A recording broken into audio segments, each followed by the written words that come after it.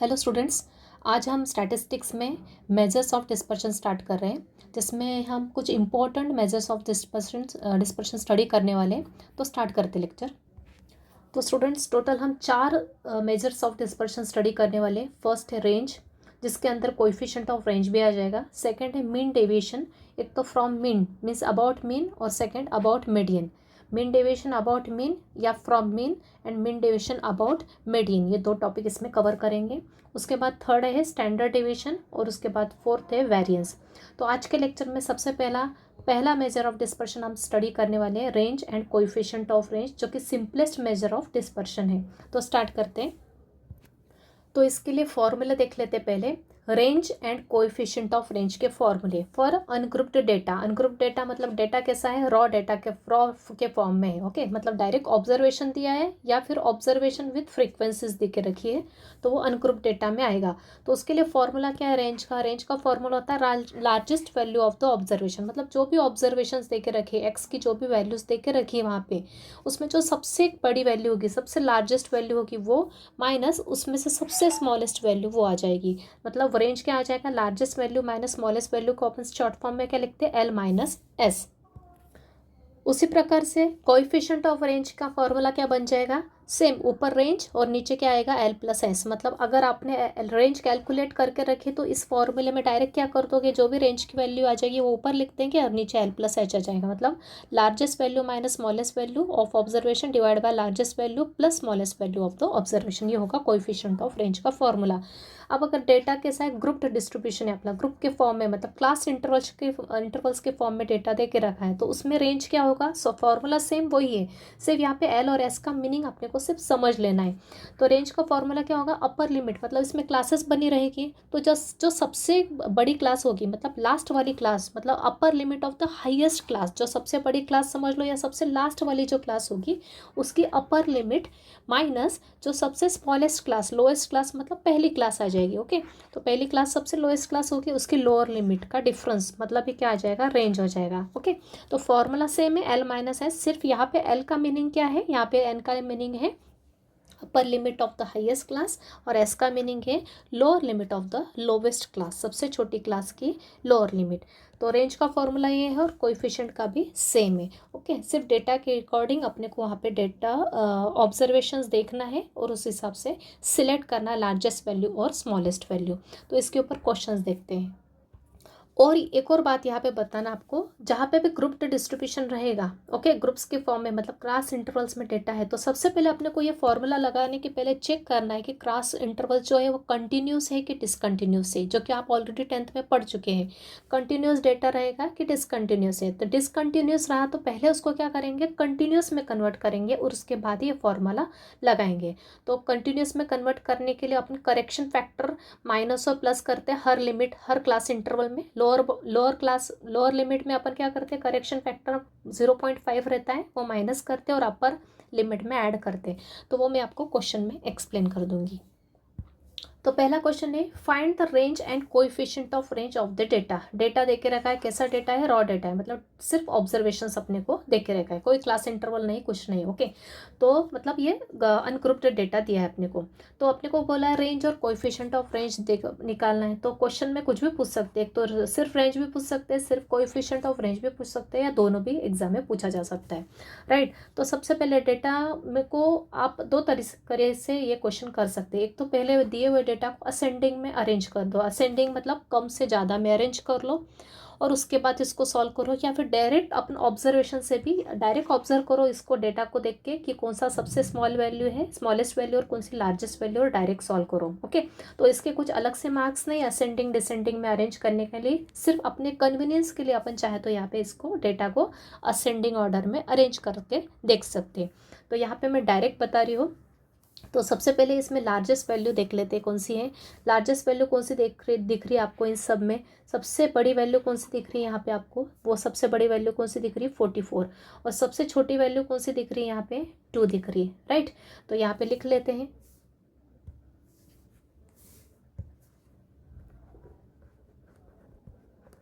Largest value, जिसको कि अपन L से रिप्रेजेंट करते हैं, क्या है?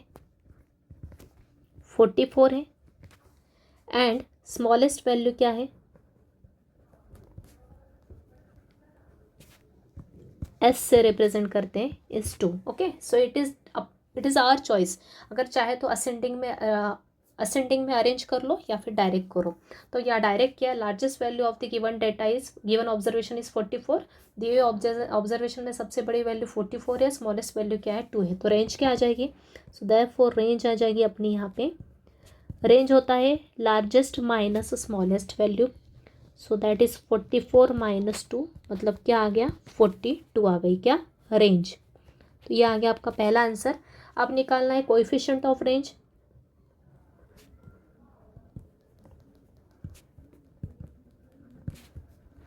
कोएफिशिएंट ऑफ रेंज क्या हो जाएगा, फॉर्मूला लिख लेते हैं सबसे पहले, L minus L S by L plus S. तो यहाँ पे मैक्सिमम स्टूडेंट मिस्टेक करते हैं, कई बार ये भूल जाते हैं, ऊपर एल प्लस एस कर देते, नीचे एल माइनस एस कर देते। तो ध्यान रखना, ऊपर एल माइनस एस आएगा, नीचे एल प्लस एस आएगा। तो फॉर्मूला अच्छे से लर्न रखना है। तो ऑलरेडी एल माइनस एस अपन ने निकाल के रखा है, लिख लो डायरेक्टली चाहे तो 42, और एल प्लस एस क्या है 44 प्लस 2 दैट इज़ 46, मतलब सॉल्व किया तो ये होगा 42/46। इसको चाहे तो आप ऐसे भी सिंप्लीफाई कर लो कैंसलेशन से, या फिर डायरेक्ट कैलसी से आंसर निकाल लो। तो क्या आ जाएगा 0.913। ये आ गया आपका कोएफिशिएंट ऑफ रेंज, राइट। तो ये पहला आंसर रेंज और दूसरा कोएफिशिएंट ऑफ रेंज इज 0.913। तो क्वेश्चन बहुत इजी बनता है, सिर्फ आपको लार्जेस्ट और स्मॉलेस्ट वैल्यू करेक्ट सिलेक्ट करना है और उसके बाद इसको सॉल्व करना है। एक और क्वेश्चन देखते हैं। तो find range and coefficient of range for the data. तो डेटा कैसा दिख रखा है, फिर से अनग्रुप्ड डेटा है। तो डायरेक्ट अपने पास ऑब्जर्वेशन है, तो इसमें से लार्जेस्ट वैल्यू तो 1000 दिख रही है अपने को, स्मॉलेस्ट वैल्यू सिर्फ केयरफुली देखना है, 900 की रेंज में नहीं है, 800 है, उसके पास 700 है, मतलब सबसे छोटा 700 की रेंज में दिख रहा है। 700 में 3 नंबर से, उसमें भी सबसे छोटा कौन सा दिख रहा है 725। तो स्मॉलेस्ट नंबर क्या आ गया, स्मॉलेस्ट वैल्यू 725 और लार्जेस्ट वैल्यू क्या आ गई 1000 आ गई। तो लिख देंगे यहाँ पे largest value that is L is 1000 and smallest value is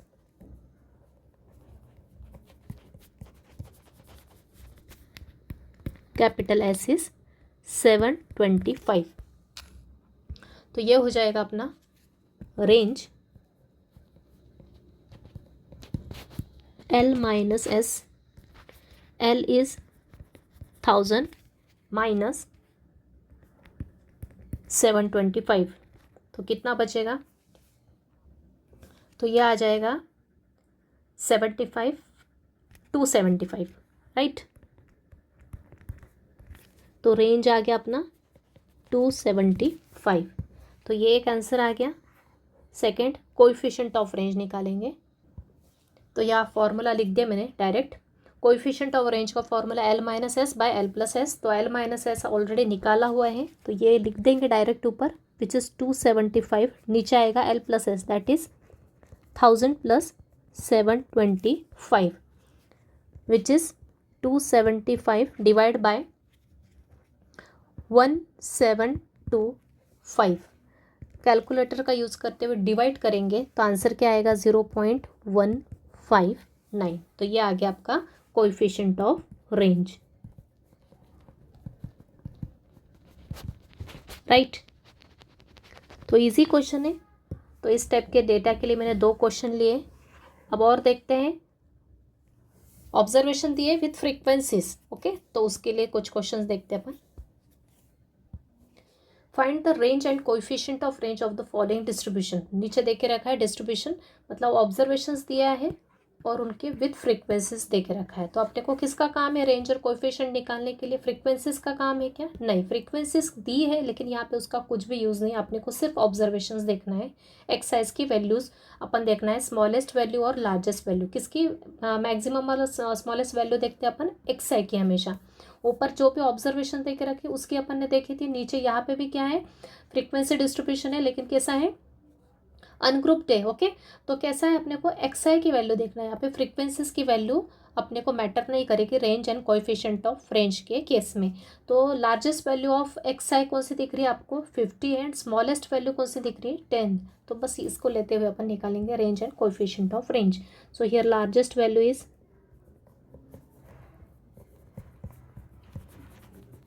यहाँ पे लिख देती हूँ, किसकी देखेंगे अपन, ऑफ XI, जहाँ पे XI मतलब ऑब्जर्वेशंस की लार्जेस्ट वैल्यू अपन को इससे रिप्रेजेंट करते हैं L से, कितनी है, 50 है। एंड स्मॉलेस्ट वैल्यू क्या है, स्मॉलेस्ट वैल्यू ऑफ XI की स्मॉलेस्ट वैल्यू कितनी है, 10 है, राइट। तो रेंज क्या आ गया, देयरफॉर रेंज हो गया आपका, range is L minus S, L is 50 minus S is 10, that is 40। तो ये आ गया आपका एक आंसर, रेंज, राइट। अब इसी तरह से अपन निकालेंगे कोएफिशिएंट ऑफ रेंज।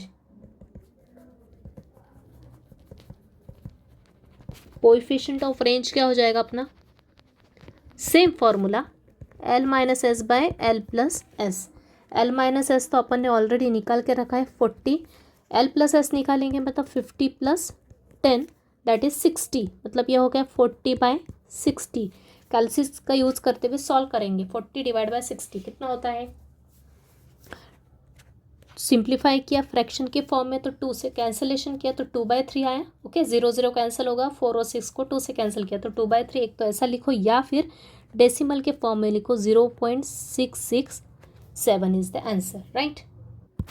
तो आई थिंक क्लियर है। कोएफिशिएंट ऑफ रेंज को अपन एक तो फ्रैक्शन में सिंपलेस्ट फॉर्म में लिखो, ऐसा का ऐसा ना लिखते हो, इसको सिंपल करो, 0 0 कैंसिल, 2 से कैंसिल किया तो सिंपलेस्ट फॉर्म में एक तो फ्रैक्शन में लिखो या फिर डायरेक्ट इसको डिवाइड करो न्यूमरेटर को डिनोमिनेटर से with the using of calculator, so we get 0.667, right. Same pattern का एक और question, find the range and coefficient of range of the following distribution. कैसा डेटा है अपना, ओके, डिस्क्रीट फ्रीक्वेंसी डिस्ट्रीब्यूशन दे के रखा है। तो अपन क्या करेंगे, सिर्फ XI की वैल्यूज़ को ऑब्जर्व करेंगे, यहाँ पे अपना फ्रीक्वेंसीज को अपन कंसिडर नहीं करने वाले हैं। तो सबसे पहले लार्जेस्ट वैल्यू ऑफ XI देख लेंगे, क्या होगा, लार्जेस्ट वैल्यू ऑफ XI मतलब ही L की क्या दिख रहा है आपको, लार्जेस्ट वैल्यू कौन सी दिख रही है यहाँ पे, ये, और स्मॉलेस्ट वैल्यू कौन सी है, 3। तो क्या होगा, ये largest value 33 and smallest value of XI that is S, जिसको अपन S से रिप्रेजेंट करते हैं, कितनी है, 3 है। तो रेंज क्या हो गई, तो रेंज आ गई अपनी same L minus S, L is 33 minus S is 3 that is 30, range आ गई 30। तो ये एक आंसर हो गया। अब देखेंगे coefficient of range.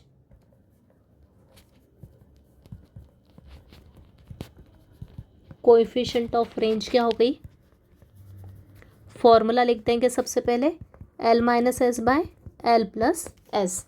L minus S already calculated, so write down here directly 30 और नीचे L plus S that is 33 plus 3, मतलब ये हो गया 30/36, डिवाइड किया with the use of calculator, so we get 0.833।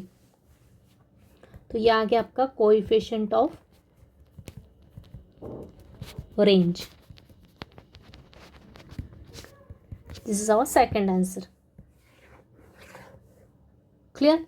तो अनग्रुप्ड डेटा के लिए ये दो केसेस बनते हैं, एक तो सिर्फ ऑब्जर्वेशन दिया रहेगा जैसे मैंने ऊपर करवाए, सिर्फ ऑब्जर्वेशंस दिए रहेंगे, या फिर ऑब्जर्वेशन विद फ्रीक्वेंसीज दी रहेगी। तो अपने को सिर्फ कौन सी वैल्यू कंसीडर करना है, एक्साइज में अपने को लार्जेस्ट और स्मॉलेस्ट वैल्यू देखते हुए इसको range and coefficient of range निकालना है, right. From the following data calculate range and coefficient of range. अब जो डेटा देकर रखा है कैसे फॉर्म में, क्लास इंटरवल के फॉर्म में, मतलब ग्रुप्ड डेटा है, ग्रुप्स बने हुए हैं, ओके। तो यहाँ पे ये फिर से ये ग्रुप्स में जो वैल्यूज़ अपनी होगी वो सिर्फ सबकी किसकी एक्साइज की वैल्यू रहेगी, और उसके करस्पॉन्डिंग ये नंबर ऑफ स्टूडेंट मतलब फ्रीक्वेंसीज देकर रखी है अपने को। तो फिर से यहाँ पे अपना इसका काम है क्या, नहीं, अपने को सिर्फ इसको देखना है।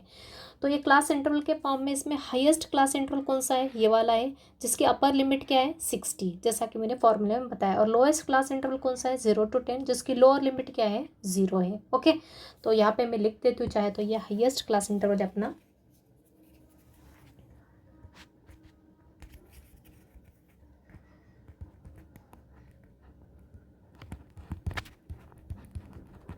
ये हाईएस्ट क्लास है और ये अपनी लोवेस्ट क्लास। अब मैंने आपको एक और बात बताई थी, इस टाइप के क्वेश्चन में जहाँ पे ग्रुप डेटा है क्लास इंटरवल से, वहाँ पे रेंज और कोएफिशिएंट ऑफ रेंज निकालते समय सबसे पहले चेक करना जो क्लास इंटरवल्स पे कंटिन्यूस है कि डिसकंटिन्यूस है। तो ये कंटिन्यूस है, क्यों 0 to 10 है तुरंत, या फिर 10 to 20, यहाँ पे कुछ गैप दिख रहा है क्या दोनों के बीच में, ये और ये दोनों सेम है। सिमिलरली ये और ये दोनों सेम है, कुछ गैप है क्या, यहाँ पे 20 और यहाँ पे 21, कुछ अलग नंबर है क्या, नहीं, कंटिन्यूटी मेंटेन है। 0 से 10, फिर 10 से 20, फिर 20 से 30, फिर 30 से 40, 40 से 50, 50 to 60, मतलब ये नंबर्स क्या है, दोनों के दोनों सेम सेम है। मतलब क्लास इंटरवल कैसे है, कंटिन्यूस क्लास इंटरवल है, there is no gap in the intervals. तो कंटिन्यूस क्लास इंटरवल के लिए रेंज निकालने के लिए फॉर्मूला बताया था, same largest value minus smallest value है। सिर्फ यहाँ पे इस केस में लार्जेस्ट वैल्यू मतलब कौन सी होती है, अपनी जो हाईएस्ट क्लास होती है उसकी अपर लिमिट, और जो लोएस्ट क्लास होती है उसकी लोअर लिमिट। तो यहाँ पे फॉर्मूला लिख देती हूँ चाहे तो, ठीक है। तो यहाँ पे लिख दिया मैंने upper limit of highest class, जो भी हाईएस्ट क्लास है उसकी अपर लिमिट मतलब ऊपर वाली लिमिट। ओके, तो ये 60 है। ओके, जिसको कि अपन एल से ही रिप्रेजेंट करते हैं, मतलब लार्जेस्ट वैल्यू है इनडायरेक्टली वो 60। ओके, और lower limit of lowest class मतलब एस क्या आ जाएगी, 0 आ जाएगी। आप इतना पूरा ना लगते हुए यहाँ पे भी आप डायरेक्टली ऐसा भी लिखा तो भी चलेगा, largest value and smallest value लिखा तो भी ही चलेगा, लेकिन यहाँ पे एक्चुअल में एल का मीनिंग क्या है वो यहाँ पे मैंने लिख दिया है। तो रेंज क्या आ जाएगा, सो रेंज आ जाएगा अपना एल मतलब upper limit of highest class minus S that is lower limit of smallest class मतलब लोवेस्ट क्लास। तो क्या आएगा 60 माइनस 0 दैट इज 60। तो रेंज तो आ गया आपका 60, एक आंसर ये आ गया, सॉरी एक आंसर आ गया आपका 60। और अब निकालेंगे coefficient of range, and coefficient of range तो इतने हर बार इतना बड़ा लिखने की ज़रूरत नहीं, आपको डायरेक्ट लिखना है L minus S by L plus S. तो ये हो जाएगा 60 डिवाइड बाय लार्जेस्ट वैल्यू क्या आ गई आपकी 60, स्मॉलेस्ट क्या है 0 है, मतलब ऊपर वाला भी 60 आ गया, नीचे भी 60 प्लस 0 इज 60, मतलब ओवरऑल आंसर क्या आ गया 60 बाय 60 दैट इज 1। तो कोएफिशिएंट ऑफ रेंज क्या आ गई अपनी,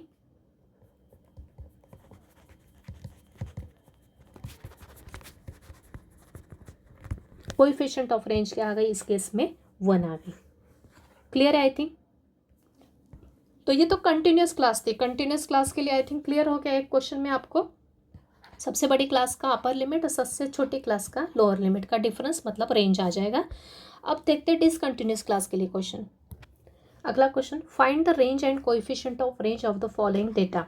डेटा कैसा है, ग्रुप्ड क्लास इंटरवल है, ग्रुप डेटा है। अब यहाँ पे ऑब्जर्व करना, अगर कंटिन्यूस क्लासेस रहेंगी तो ही अपन direct range and coefficient of range निकालेंगे, अगर डिसकंटिन्यूस रहेंगे तो पहले इसको कंटिन्यूस में कन्वर्ट करना पड़ेगा। तो जैसा कि मैंने बताया था ये और ये दोनों सेम होना चाहिए कंटिन्यूस में, तो यहाँ पे है क्या, नहीं है, राइट, ये अलग अलग है। 19 यहाँ 20 है, यहाँ पे 29 के बाद यहाँ 30 से स्टार्ट हो रहा है, 39 के बाद यहाँ 40 से स्टार्ट हो रहा है। तो डेटा कैसा है, डिसकंटिन्यूस डेटा है। ऊपर कैसा था, कंटिन्यूस था, 10 के बाद फिर से 10 से स्टार्ट हुआ, 20 के बाद फिर से 20 के से स्टार्ट हुआ। तो इस टाइप का डेटा अगर डिसकंटिन्यूस क्लास इंटरवल्स रहे तो पहले इसको कंटिन्यूस में कन्वर्ट करते हैं। तो इसके लिए अपन क्या करते हैं, इसके लिए अपन जो करेक्शन फैक्टर होता है हमेशा कितना होता है 0.5 होता है। क्या होता है अपना करेक्शन फैक्टर 0.5, ये हमेशा ध्यान रखना। 0.5 अपन क्या करते हैं हमेशा अपर लिमिट लोअर लिमिट में हर क्लास के लोअर लिमिट में से माइनस करते हैं और अपर लिमिट में क्या करते हैं ऐड करते हैं, राइट।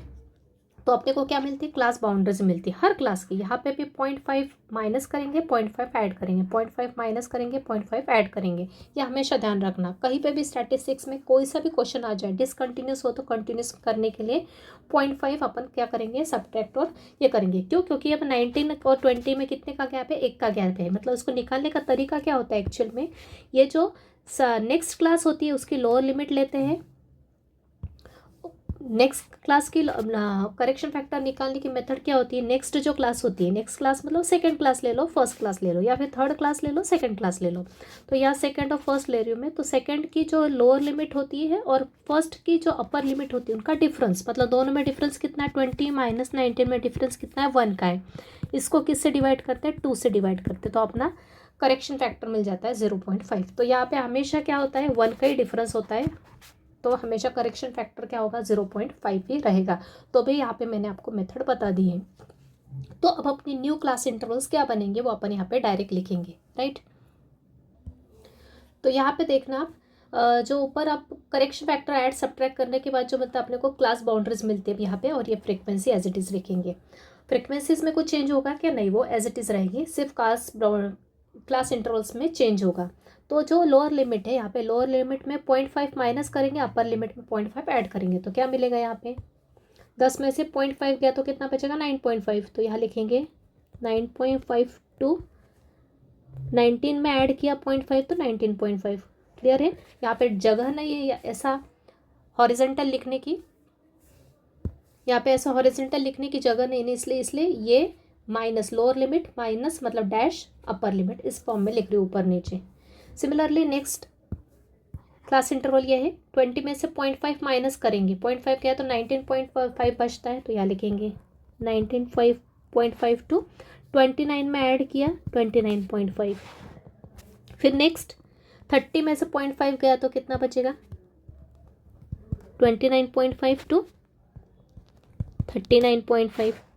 फिर 40 में से 0.5 गया तो मतलब ये आएगा क्या, यहाँ जो जिस पे ख़त्म हो रहा है उसकी नेक्स्ट इंटरवल की लोअर लिमिट वही आएगी, 39.5 टू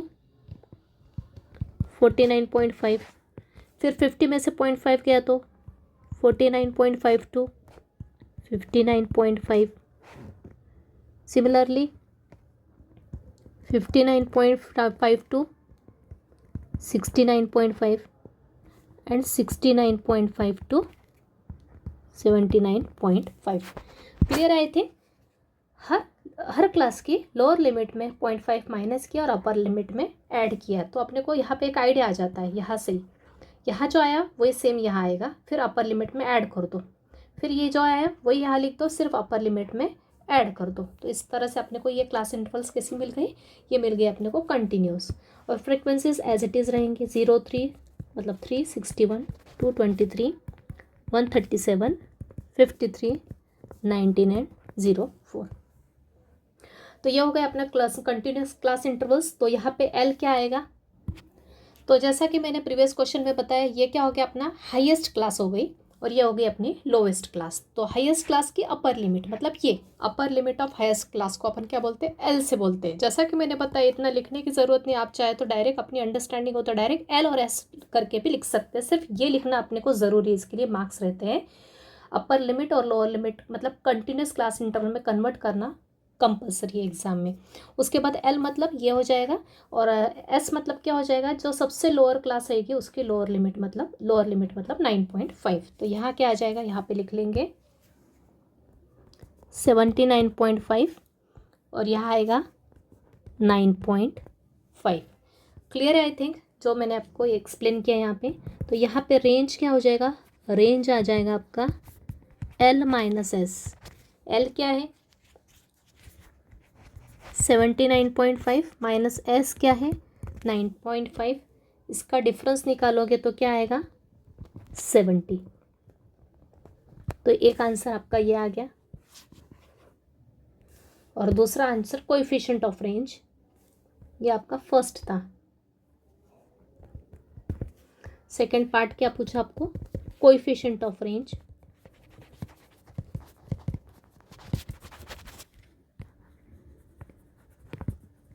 तो ये हो जाएगा आपका L minus S by L plus S, तो ये हो गया 70 और डिवाइड में आ गया L is 79.5 plus S is 9.5. Again use calculator to do the calculations. So here we get 70 by, इन दोनों को ऐड किया तो क्या आता है 89, दोनों को डिवाइड किया तो आंसर आएगा 0.79. यहाँ पे सिर्फ ध्यान रखना मैंने answer correct to decimal places लिखा है. वैसे आप देखोगे तो यहाँ पे 0.7865 ऐसा लिखा था, तो 8 और के पास 6 था तो यहाँ पे मैंने 9 कर दिया, तो 0.79 2 डेसिमल प्लेसेस तक अपना आंसर लिखा अपन ने. तो इस तरह आपके दोनों आंसर हो गया, पहला आंसर ये और दूसरा ये. इस टाइप का एक और क्वेश्चन आपको फास्ट करके देते हैं, उसके बाद अपन find range and coefficient of range for the following distribution. सबसे पहले डिस्ट्रीब्यूशन कैसा है, ग्रुप्ड डिस्ट्रीब्यूशन है. तो अपन क्या करेंगे, सबसे पहले चेक करेंगे कंटिन्यूस है कि डिसकंटिन्यूस है. तो ये डिसकंटिन्यूस दिख रहा है क्योंकि 25 to 26 है, फिर यहाँ पे 26 नहीं है 27 है, मतलब एक का गैप है, तो डिसकंटिन्यूटी है इंटरवल्स में. तो क्या करेंगे, सबसे पहले इसको कंटिन्यूस में कन्वर्ट करेंगे. करेक्शन फैक्टर क्या करेंगे अपन, कितने का गैप है 1 का है, मतलब करेक्शन फैक्टर क्या आएगा 0.5 का, मतलब 0.5 लोअर लिमिट में माइनस करेंगे, अपर में ऐड करेंगे. तो देखते हैं क्लास इंटरवल्स क्या बनेंगे अपने नए क्लास इंटरवल्स अपन को फिर से लिखना पड़ेगा कंपलसरी यहाँ पे. तो देखते हैं न्यू क्लास बाउंड्रीज क्या आ गई अपनी. लोअर लिमिट में से 0.5 माइनस किया, मतलब यहाँ आया 24.5, अपर लिमिट में ऐड किया 26.5. फिर से यही के ये लिखना क्योंकि वही आएगा 26.5 आएगा. कैसे 27 में से 0.5 गया तो 26.5, फिर यहाँ पे ऐड करना 28.5, फिर 28.5 से 30 में ऐड किया 30.5, फिर 30.5 से 32 में ऐड किया 32.5 एंड सो ऑन. तो हाईएस्ट क्लास क्या हो गई ये और लोएस्ट क्लास ये हो गई. तो हाईएस्ट क्लास की कौन सी देखते हैं अपन, अपर लिमिट देखते हैं. लोएस्ट क्लास की कौन सी देखते हैं, लोअर लिमिट देखते हैं, मतलब स्मॉलेस्ट वैल्यू. तो देखते हैं क्या आता है. तो यहाँ लिख दिया मैंने, upper limit of highest class is represent by L which is 36.5 और lower limit of lowest class, सबसे छोटे क्लास की लोअर लिमिट मतलब ये वाली 24.5. तो रेंज क्या हो गई अपनी, सो देयरफॉर रेंज हो गई अपनी, formula is L minus S. L is 36.5 minus 24.5. तो देयरफॉर रेंज आ गई अपने को, सब्ट्रैक्ट किया तो रेंज हो गई 12. तो ये आपका पहला answer. And coefficient of range क्या हो गया, कोएफिशिएंट ऑफ रेंज का formula L minus S by L plus S. L minus S आया 12, L plus S what is L 36.5 plus S is 24.5. तो using after simplifying we get, दोनों को add किया तो हुआ 61. 12 डिवाइड बाय 61 इज 0.1967. तो ये हो गया आपका कोएफिशिएंट ऑफ रेंज. तो आई थिंक क्लियर है. ये 3 टाइप के क्वेश्चंस आता है. एक तो डायरेक्ट ऑब्जर्वेशन दिया है तो भी वही फॉर्मूला है, उसके बाद ऑब्जर्वेशन विद फ्रीक्वेंसीज दे के रखा है और उसके बाद ग्रुप्ड फ्रीक्वेंसीज दे के रखा है. तो इस टाइप से अपने को सॉल्व करना है. सिर्फ थर्ड में ध्यान रखना है, ग्रुप्ड फ्रीक्वेंसी में अपने को ग्रुप्ड डिस्ट्रीब्यूशन में ध्यान रखना है कि अपने को डिसकंटिन्यूस हो, कंटिन्यूस होगा तो ओके है, लेकिन डिसकंटिन्यूस होगा तो पहले कंटिन्यूस क्लास इंटरवल में कन्वर्ट करके ये फॉर्मूला अप्लाई करके सॉल्व करना है. तो मैक्सिमम एग्जाम में क्वेश्चन थर्ड टाइप के ऊपर आता है, मतलब ग्रुप्ड फ्रीक्वेंसी के ऊपर ही अपने को मैक्सिमम क्वेश्चंस आते हैं. तो इस तरह से अपना जो पहला मेजर ऑफ डिस्पर्शन है वो अपना कंप्लीट हो गया आज के लेक्चर में. इससे रिलेटेड कुछ क्वेश्चंस मैं आपको देती हूँ प्रैक्टिस के लिए. तो यहाँ कुछ क्वेश्चंस दिए आपको हर टाइप के डेटा के लिए. Find range and coefficient of range of the following data. ये डेटा है, इसमें से लोएस्ट और लार्जेस्ट और स्मॉलेस्ट वैल्यू चूज करो और रेंज और कोएफिशिएंट ऑफ रेंज निकालो. ये आंसर दे के रखा है. यहाँ पे R मतलब रेंज है, आपको R और CR नहीं लिखना है, आपको पूरा ही लिखना है range and coefficient of range. यहाँ पे मैंने शॉर्ट फॉर्म में लिख दिया सिर्फ आपको आंसर बताने के हिसाब से. सेकेंड क्वेश्चन भी सेम स्टेटमेंट लिखा है इन दोनों क्वेश्चन के लिए. ये अलग क्वेश्चन है, ये अलग क्वेश्चन है. इसके लिए भी range and coefficient of range 9 and 0.103 है. उसके बाद सेकेंड है form the following data find range and coefficient of range. ये भी अनग्रुप्ड डेटा ही है. Marks and number of students they के रखा है. यहाँ पे भी रेंज निकालना है और कोएफिशिएंट ऑफ रेंज निकालना है. सिर्फ किसको कंसिडर करेंगे, इसकी वैल्यूज़ को, एक्साइज की वैल्यूज़ को. Calculate the range and coefficient of range for the following data. आप ग्रुप्ड डेटा के लिए 3 क्वेश्चंस दिए, मैक्सिमम क्वेश्चन प्रैक्टिस के लिए दिए क्योंकि इसमें से मैक्सिमम क्वेश्चंस बनते हैं एग्जाम में। तीनों की तीनों डेटा कैसा है, डिसकंटिन्यूस डेटा दे के रखा है, 21 to 25, फिर 26 to 30, गैप है 1 का। ओके, तो सबसे पहले क्लास बाउंड्रीज बनाओ करेक्शन फैक्टर लगा के, और उसके बाद आर और सी आर निकालो, range and coefficient of range. Answer दे के रखा है। सेकंड क्वेश्चन भी उसी पैटर्न में और थर्ड क्वेश्चन भी उसी पैटर्न में। तो ये इस तरह से आपका ये टॉपिक कंप्लीट होता है। तो इस इतने क्वेश्चन भी कर लिए तो मोर देन सफिशिएंट है आपको प्रैक्टिस के लिए। तो इस तरह से अपन आज का लेक्चर यही कंक्लूड करते हैं। Thank you very much.